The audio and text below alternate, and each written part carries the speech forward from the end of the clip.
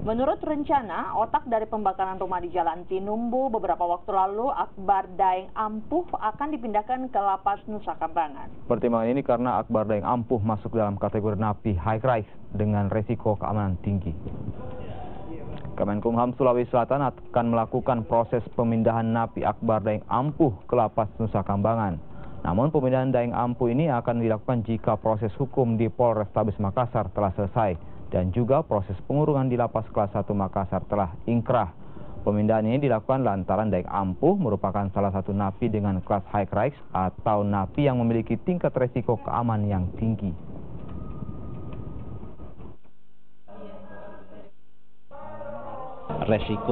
Risiko dalam aspek keamanan cukup tinggi, jadi harus kami usulkan untuk pemindahan di salah satu lapas